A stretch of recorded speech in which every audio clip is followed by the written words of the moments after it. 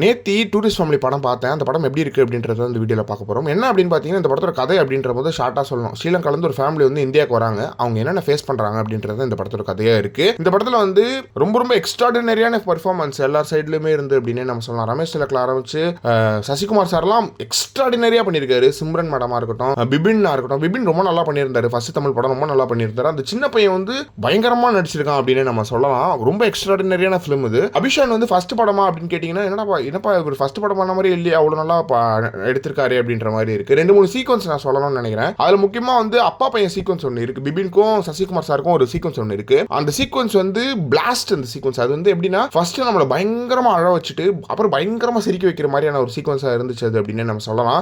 ஒரு படத்துல வந்து ஒரு பெரிய சோக சீன் இருக்கும். அந்த சீன் அப்படியே கண்டினியூ ஆகும் அப்படின்ற மாதிரி இருக்கும். இந்த படத்துல வந்து ஒரு 10 மினிட்ஸ் ஒரு பயங்கர எமோஷனலான சீன் இருக்கு. அதுல நம்ம அழுது கண்ணை துடைக்கிறதுக்குள்ள சிரிச்சு கண்ணை துடைக்கிற அளவுக்கு அடுத்த 10 மினிட்ஸ் இருக்கு அப்படின்னு நம்ம சொல்லலாம். அந்த அளவுக்கு வந்து ரோலர் கோஸ்டர் தான். ரோலர் கோஸ்டர் மேலே போகும்போது ஒரு ஃபீல், கீழே இறங்கும்போது ஒரு ஃபீல், அது மேலேயும் கீழே நம்மளை வந்து என்ஜாய் பண்ண வச்சிருக்கு இந்த ஃபிலிம் அப்படின்னு நம்ம சொல்லலாம். ரொம்ப கிளைமேக்ஸ்லாம் ரொம்ப மனசுக்கு நல்லா இருந்துச்சு. 2-3 டைலாக்ஸ் வந்து எனக்கு ரொம்ப பிடிச்சிருந்தது.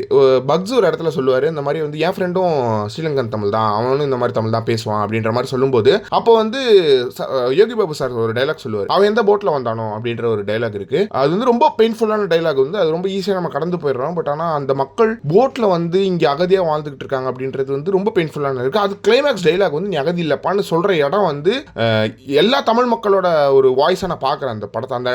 இந்த இடம் வந்து ரொம்ப வாய்ஸாக இருந்துச்சு. அதுக்கப்புறம் வந்து அபிஷானே வந்து ஒரு இடத்துல ஒரு ரோல் நடிச்சிருப்பாரு படத்தில். அந்த சீக்வன்ஸாக இருக்கட்டும், அவர் வந்து அந்த ஸ்டேஜில் பேசுகிற சீக்வன்ஸாக இருக்கட்டும், நீங்கள் வந்து எதிரே பார்க்க முடியாத ஒரு சீக்வன்ஸாக இருந்துச்சு. அது ரெண்டுமே எனக்கு ரொம்ப பிடிச்சிருந்தது.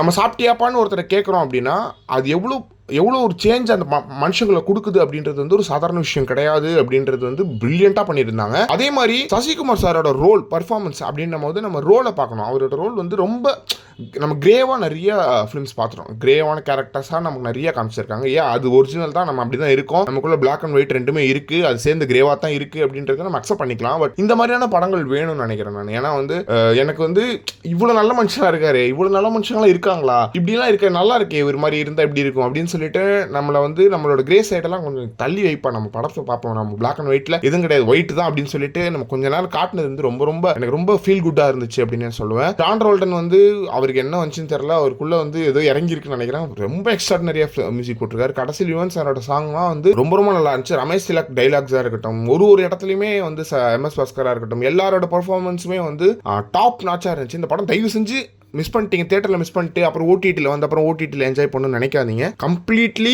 நீங்கள் தேட்டரில் வாட்ச் பண்ணுற படம் தேட்டரில் மட்டும் பாருங்கள், வேறு எங்கேயும் பார்க்காதீங்க. பார்த்தீங்கன்னா தான் அந்த எமோஷன் உங்களுக்கு கிடைக்கும், அந்த ஃபன்னு நீங்கள் என்ஜாய் பண்ண முடியும், அந்த எமோஷன்ஸை உள்வாங்க முடியும் அப்படின்றது ஒன்று இருக்குது. கம்ப்ளீட் ரோலர் கோஸ்டர் ரைடாக அந்த படம் இருந்திருக்கு அப்படின்றது ரொம்ப சந்தோஷமான விஷயமா இருக்குது. இந்த படத்தை கண்டிப்பாக தேட்டரில் மிஸ் பண்ணிடாதீங்க அப்படின்றதுல எந்த ஒரு மாற்றமே கிடையாது.